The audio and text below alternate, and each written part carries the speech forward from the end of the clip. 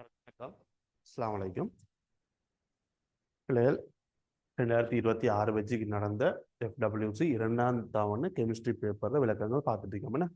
2026 வெஜ்ஜுக்கு நடந்த இரண்டாம் தாவண FWC chemistry பேப்பரை விளக்கம் பார்த்துட்டு இருக்கோம். அந்த வகையில் நம்ம ஏற்கனவே முதல் 15 MCQக்கான விளக்கங்கள் பார்த்துட்டோம். முதல் 15 MCQக்கான விளக்கங்கள் பார்த்துட்டோம். சரியா?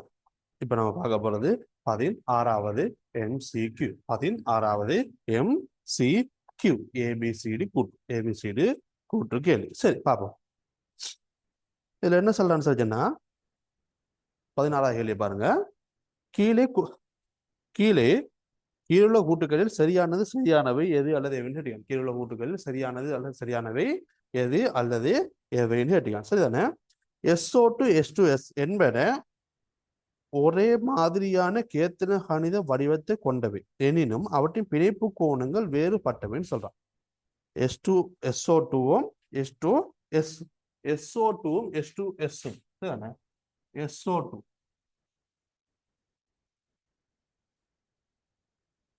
SO2 அடுத்தது H2S.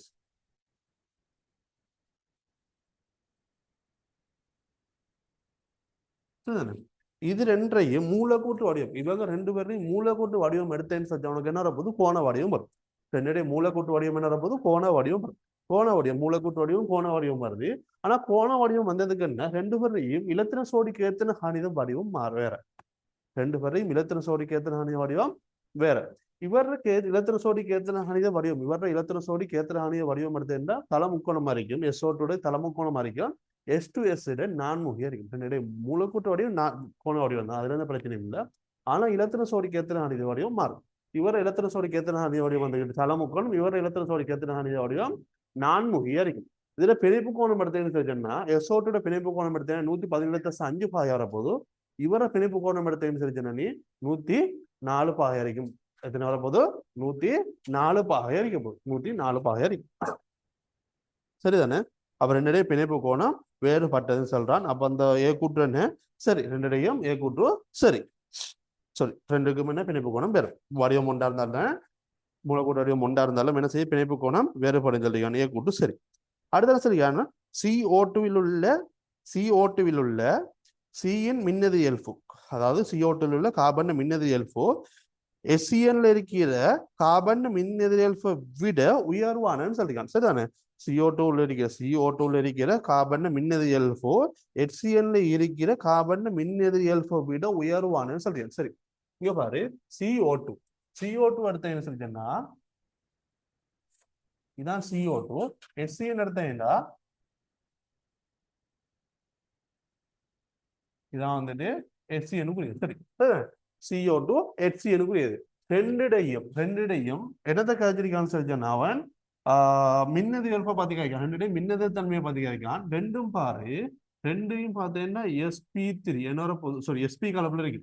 ரெண்டுமே SP கலப்புலான் இருக்கு. எந்த மாற்றம் இல்லை, ரெண்டுமே SP கலப்புலான் இருக்கு. ஆனா இந்த கார்பன்ல இவர் ஒட்சியேற்ற என்ன எடுத்தேன்னா +4 வரப்போகுது. +4 வரும். இவர ஒட்சியேற்ற என்ன எடுத்தேன்னா +2 வரைக்கும். இவரது +4 வரைக்கும், இவரது +2 வரைக்கும். இதுல +4 ஒட்சியேற்றம், இதுல +2 ஒட்சியேற்றம். ரெண்டு கலப்பு ஒன்றுதான், கலப்பு ஒன்று.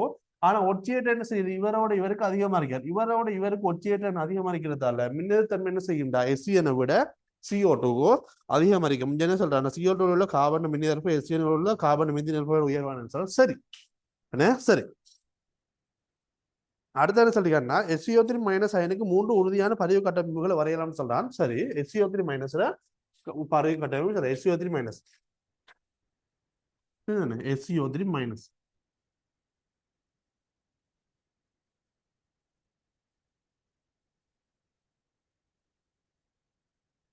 SCO3-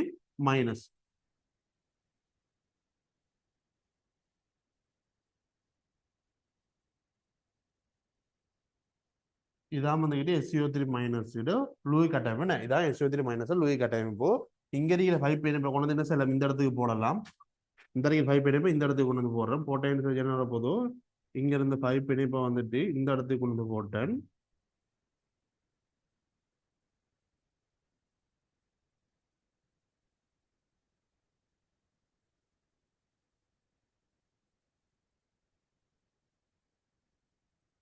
சரிதானே?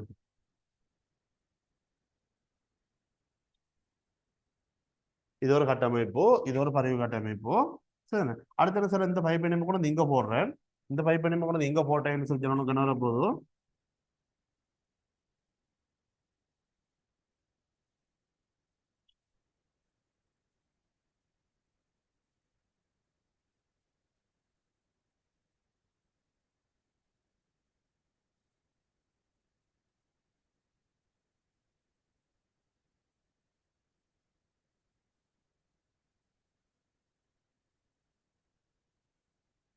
சரிண்ணே? இது ஒரு கட்டமைப்பு. இதுல பார்த்தா இவங்க ரெண்டு பேரும் வந்துட்டு உறுதி கூடியா இருப்பாரு, சம உறுதி அறிக்கும். இதுக்கு வந்து என்ன, உறுதி குறைவு வரைக்கும் வர்றதுக்கு, உறுதி குறைவு வரைக்கும் மூணு பதிவு கட்டமைப்புகள் வரையலாம், மூணு பதிவு கட்டமைப்புகள் வரையலாம், மூணு பதிவு கட்டமைப்பு தான். அதுல ரெண்டு தான் வந்து உறுதி கூடுதல் அறிக்கும், சம உறுதி அறிக்கும். அது ரெண்டு சம உறுதி உள்ள ரெண்டு உறுதி கூடின வரைக்கும். மற்றவர் என்ன உறுதி குறைவா இருப்பாரு. இங்க என்ன சொல்றீங்கன்னா, எனக்கு மூன்று சம உறுதி உள்ள பதிவு கட்டமைப்புகள் வரையலாம் சொல்றீங்க இந்த கூட்டு இல்லை. ஆனா CO3 2 எடுத்து என்ன, CO3 2 மூணு உறுதியான சம உறுதி உள்ள மூணு பேர் வரையலாம். CO3 2 மூணு பேர் வரையலாம், சம உறுதியில இருப்பாரு, மூணு பேர் சம உறுதியா இருப்பாங்க, உறுதியாகவும் இருப்பாங்க. ஆனா SO3 மூணு வரையலாம், அதுல ரெண்டு பேர் தான் உறுதி கூடுதலாகவும் சம உறுதியாகவும் இருப்பாங்க ரெண்டு பேருக்கும். மற்றவருக்கும் உறுதி குறைவா இருக்கும். அடுத்தது கார்பன் மோனாக்சைடு உள்ள CO பிணைப்பு நீளமானது கார்பன் டை ஆக்சைடு உள்ள CO பிணைப்பு நீளத்தை விட உயர்வான சரியாது. கார்பன் மோனாக்சைடு உள்ள CO பிணைப்பு நீளமானது கார்பன் டை ஆக்சைடு உள்ள CO பிணைப்பு நீளத்தை விட உயர்வானன்னு சொல்லியார். கார்பன் மோனாக்சைடுல பார்த்தீங்கன்னா கார்பன் ஒட்சனுக்கு இடையில மும்மை பிணைப்பு காணப்படும். கார்பன் டை ஆக்சைடுல பார்த்தீங்கன்னா கார்பன் ஒட்சனுக்கு இடையில இரட்டை பிணைப்பு காணப்படும். அப்ப இரட்டை பிணைப்பு, உண்மை பிணைப்போட இரட்டை பிணைப்புக்கு வந்து என்ன செய்யணும், பிணைப்பு நீளம் அதிகமா இருக்கும். அப்போ கார்பன் மோனாக்சைடோட கார்பன் டை ஆக்சைடுக்கு பிணைப்பு நீளம் கூடுதலா இருக்கும். இங்க என்ன சொல்றான்னு கார்பன் மோனாக்சைடு கூடன்னு சொல்றீங்க, பில கார்பன் மோனாக்சைடு குறைவா இருக்கும். இப்ப என்ன, உனக்கு டி கூட்டும் பில, ஏயும் பியும் சரி, ஏயும் பியும் சரி. முதலாவது விட 16வதுக்கு முதலாவது விடையா இருக்கு. 16வதுக்கு முதலாவது விட. அடுத்து 17வது 17வது சொல்லியான், கீழுள்ள தாக்கத்துடன் தொடர்புடைய வெப்ப உளுரை மாற்றங்களை கேட்டிருக்கான். கீழுள்ள தாக்கத்துடன் தொடர்புபட்ட வெப்ப உளுரை மாற்றத்தை கேட்டிருக்கான். என்ன தாக்கம் தெரியான்னு சொல்லி பாரு. பேரியம் ஹைட்ரோக்சைடுக்கும் SO4க்கும் சல்பூரிக் அமிலத்துக்கும், பேரியம் ஹைட்ரோக்சைடுக்கும் சல்பூரிக் அமிலத்துக்கும் இடையிலான தாக்கம்.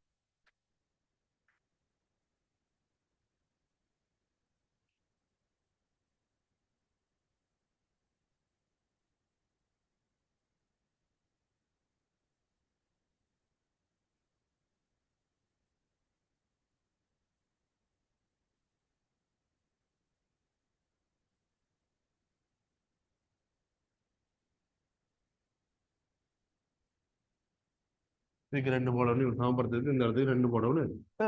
இதான் தாக்கம், இதான் தாக்கம். இந்த தாக்கத்துக்கு வர, இந்த தாக்கத்தோட சம்பந்தப்பட்ட வெப்புளுரை மாற்றங்களை காய்க்கிறான். நீங்க பாரு, இந்த தாக்கத்துல பார்த்தேன்னு என்ன செய்யுது, பேரியம் சல்பேட் வந்து வீழ்படிவாது, பேரியம் சல்பேட் வந்து வீழ்படிவாது. அடுத்து என்ன நடக்குதுன்னு தெரிஞ்சுன்னா, ஒரு அமிலமும் மூலமும் தாக்குது. சாரி, ஒரு அமிலமும் மூலமும் தாக்குது, ஒரு அமிலமும் மூலமும் தாக்கு. ஒரு அமிலமும் மூலமும் தாக்கி என்ன செய்யுதுன்னா, நீர் உருவாகுது, நீர் உருவாகுது. அப்ப இது ஒரு நடுநிலையாக்கல் தாக்கலம் வரைக்கும், அமில மூல தாக்கம், அதான் நடுநிலை தாக்கம் வரைக்கும். அதாவது இங்க என்ன புதுசு வச்சுன்னா, பேரியம் சல்பேட் வீழ்படிவாதல், வீழ்படிவாதல் வெப்ப உளுரை ஒன்றிக்கும். அடுத்த நிலையம் நடுநிலையாக்க வெப்ப உளுரை ஒன்றிக்கும், நடுநிலையாக்க வெப்ப உளுரை ஒன்றிக்கும். PM டியும், PM டியும். அப்ப என்ன புது இங்க பிஎம் டியும் அறிக்க போது. அஞ்சாவது விட, அஞ்சாவது விட. ஈஸியான ஒரு சின்ன ஒரு கேள்வி. அடுத்து 18வது கேள்வியை பாரு. 18வது கேள்வி என்ன சொல்றீங்கன்னு சொல்லி, 18வது கேள்வி வந்துட்டு குரோமியம் அதன் சேர்வைகள் பற்றிய பின்னணு கூட்டுகளில் எது அல்லது எவை சரியான குரோமியமும் அதன் சேர்வைகள் சம்பந்தப்பட்டது கேட்க. சரி, குரோமியம் எடுத்து என்ன சொல்றேன், என்ன ஏ கூட்டு என்ன சொல்றான்டா, இதை ஏ கூட்டு என்ன சொல்றான் பாரு. Cr2O3 சரிதானே, குரோமியம் ஆக்சைடு Cr2O3 ஆனது, குரோமியத்தில் ஆக்சைடு உண்டு, Cr2O3 ஆனது வண்ணமிலம் வன்காரம் இரண்டிலும் கரையும் என எதிர்பார்க்கப்படலாம் சொல்லலாம். Cr2O3 ஆனது வண்ணமிலம் வன்காரம் இரண்டிலும் கரையும் சொல்லி எதிர்பார்க்கலாம்னு சொல்லலாம். சரி, ரெண்டுலயும் கரையுமான்னு பார்ப்போம். Cr2O3 எடுத்தேன்னா ஒரு ஈரியல்ஃபு ஆக்சைடு, Cr2O3 எடுத்தேன்னா ஒரு ஈரியல்ஃபு ஆக்சைடு. இது என்ன செய்யும், அமிலத்திலையும் கரையும் காரத்திலையும் கரையும். இது வந்துட்டு அமிலத்திலும் கரையும் காரத்திலையும் கரையும். அப்ப என்ன, ஏ கூட்டுறோம். சரி, ஏ கூட்டு சரி. அடுத்தது பி கூட்டடு. பி கூட்டு என்ன சொல்றான்னு சொல்லி சொன்னா, பி கூட்டு என்ன சொல்றான்னு சொன்னா, CrH2 6 3+, அதாவது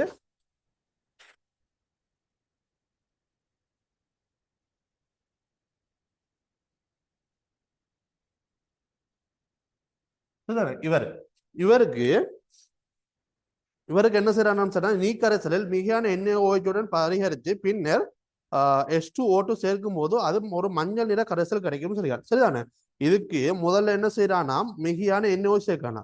இதுக்கு மிகையான NaOH சேர்த்தானே. இதுக்கு வந்துட்டு முதல்ல ஒரு மிகையான NaOH சேர்த்தா இதுக்கு நீ மிகையான ஒரு இதுக்கு வந்து நீ மிகையா NaOH சேர்த்தா இதுக்கு மிகையான நீ NaOH சேர்த்தா இருந்தா உனக்கு என்ன கிடைக்க போகும்? NaOH சேர்க்க போகும் உனக்கு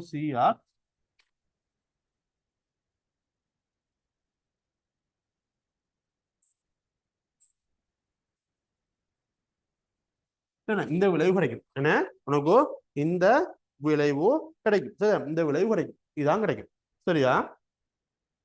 இந்த உனக்கு இந்த என்ன சேர்க்க போகல இந்த விளைவு கிடைக்கும். ஒரு பச்சை நிற கரைசல் கிடைக்கும். பச்சை நிற கரைசல் கிடைக்கும். இதுக்கு என்ன செய்யறானா திரும்ப போறவு H2O2 சேர்க்கணும். இதுக்கு நீ H2O2 சேர்த்த உடனே இதுக்கு நீ என்ன உனக்கு என்ன சேர்க்கணும் அவன் H2O2 சேர்க்க. இதுக்கு நீ H2O2 சேர்த்த உனக்கு என்ன சொல்லிச்சுன்னா CrO4- உருவாகும்.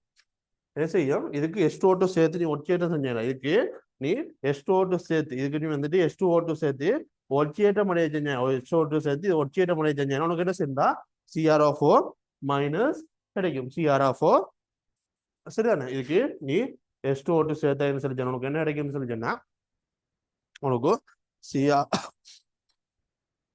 CrO4 சாரி இதுல இது போட்டேன்னா +3 இல்ல CrO4 2- CrO4 2- சரிதானே? CrO4 2- கிடைக்கும். சரிதானே? CrO4 2- கிடைக்கும்.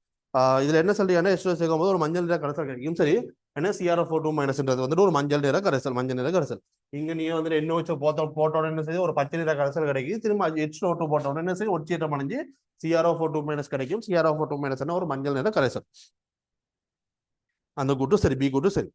அடுத்த டி கூட்டு என்ன சொல்றான்னு சொல்லிச்சுன்னா சி கூட்டு என்ன சொல்றான்டா அமில K2 Cr2O7 அமில K2 Cr2O7 டைகுரோமேட். சரிதானே?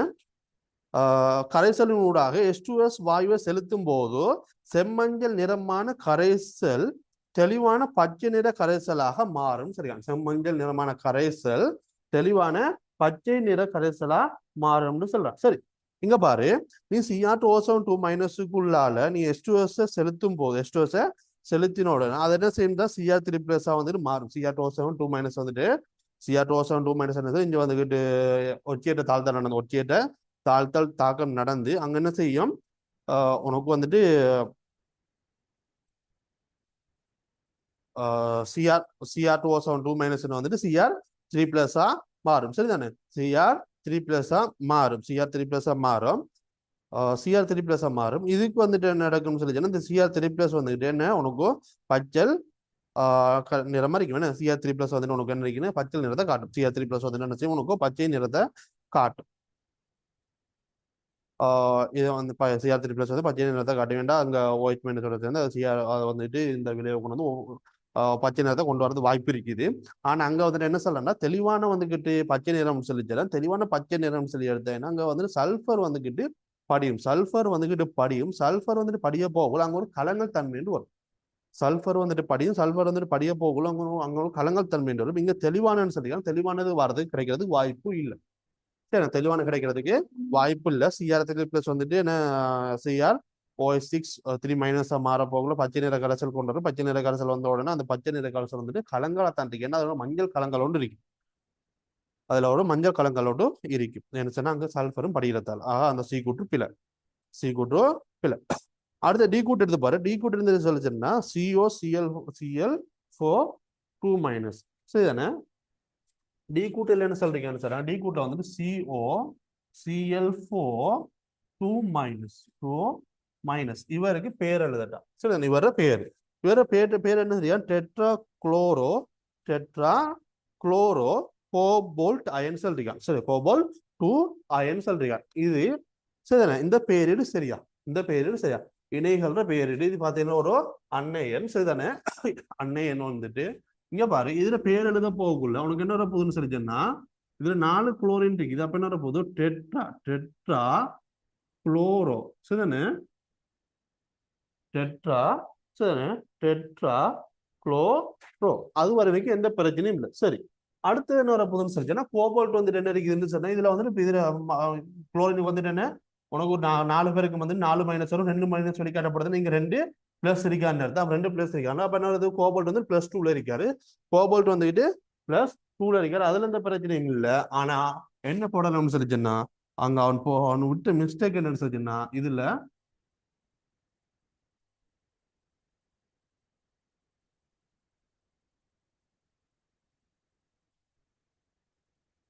கோபோல்டேட்னு போடும்.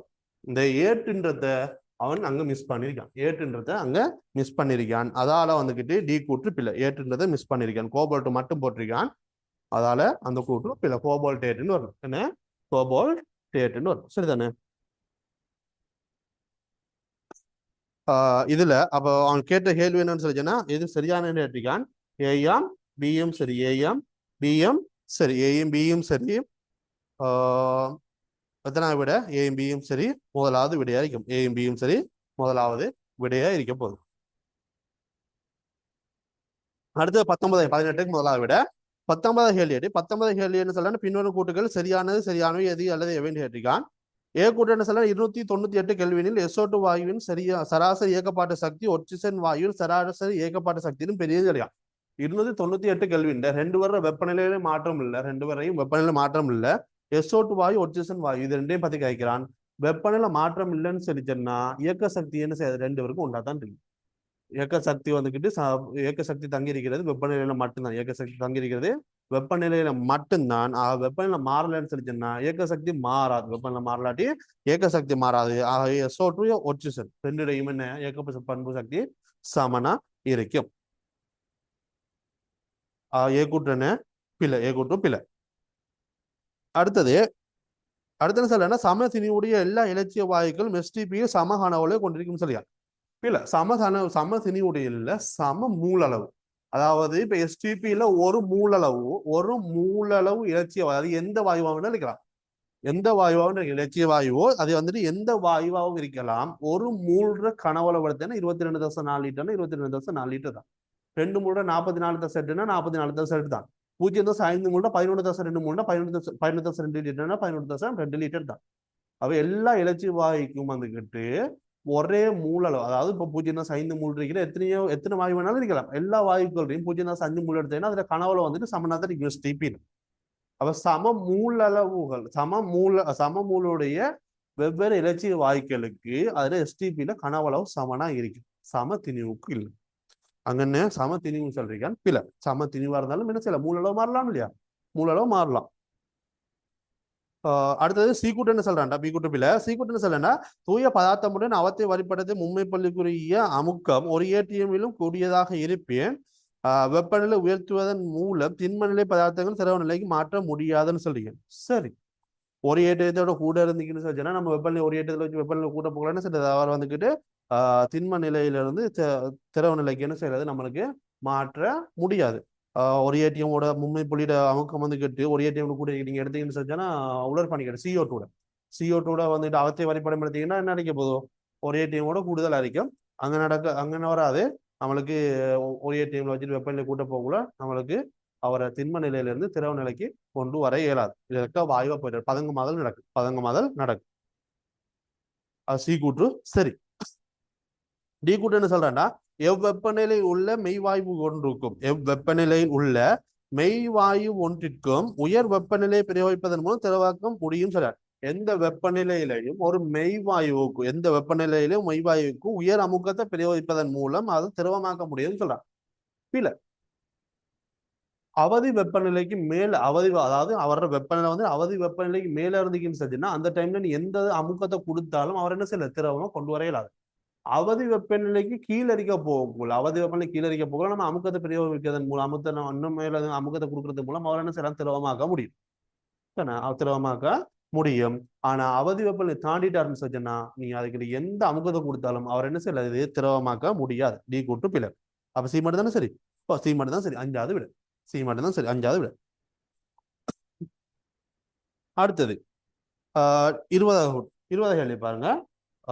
19க்கு 5 19க்கு 5 19க்கு 5. இதுல பாரு, ஐதான NaOH, ஐதான NaOH, ஐதான HCl, ஐதான NaOH, ஐதான HCl உடனும் வாயுவை கொடுக்கக்கூடிய சேர்வை அல்லது சேர்வைகள் பின்னோட்டில் எது அல்லது எவைன்னு சொல்லிக்கான். எது அல்லது எவை என்று சொல்லி கேட்டிருக்கான். இங்க பாரு, முதலாவது ரெண்டுமே வாயுவை கொடுக்க, ரெண்டுமே வாயுவை கொடுக்கணுமா.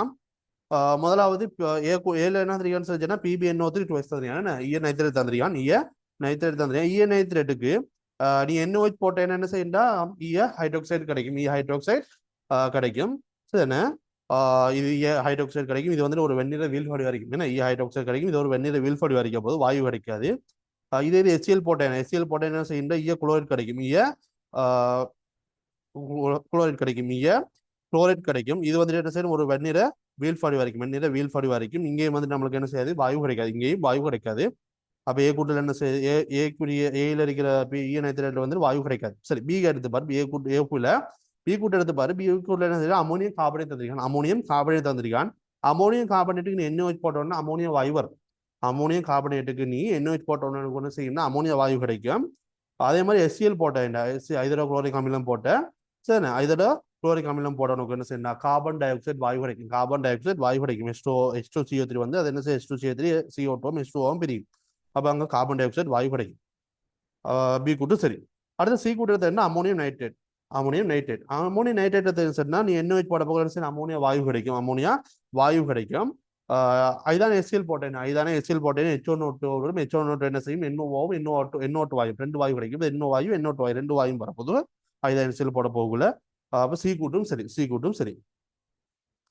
டி கூட்டு எடுத்தேன்னா NOH போட்டோன்னு அமோனியா வாயு கிடைக்கும். அதுல எந்த பிரச்சனையும் இல்லை. ஆனா ஐதான HCl போட்டேன்னா அங்கே நடக்காது. எந்த மாற்றமும் நம்மளுக்கு அவதானிக்கக்கூடிய மாதிரி இருக்கு. அது ஒரு சாதாரண கரைசலா இருக்க போறாரு. எந்த மாற்றமும் நம்மளுக்கு ஐதான HCl போட்டோம்னா அவதானிக்க இயலாம இருக்கு.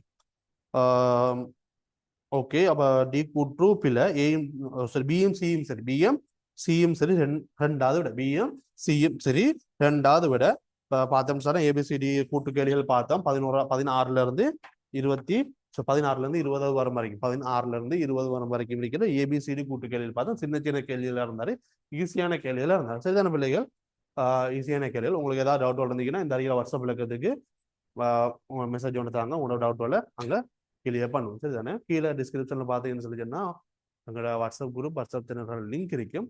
அதை கிளிக் செஞ்சு நீங்க என்ன சொல்ல எங்களோட வாட்ஸ்அப் குரூப், வாட்ஸ்அப் சேனல்ல இணைஞ்சு மேலதிக ரிசோர்ஸ் எல்லாம் பெற்றுக்கொள்ளக்கூடிய மாதிரி இருக்கும். எங்களோட வாட்ஸ்அப் இருக்கிற டிஸ்கஷன் குரூப்ல இணைஞ்சு உங்களோட டவுட்டுகளை வந்துட்டு அங்க வழங்குவதற்காக அப்லோட் செஞ்சு உங்களோட டவுட்களுக்குரிய தீர்வுகள் அங்கே அதாவது மேலே மாணவர்களிலிருந்து பெற்றுக்கொள்ளக்கூடியமாகவும் இருக்கும். சரி பிள்ளைகள், அடுத்து பார்ப்போம்.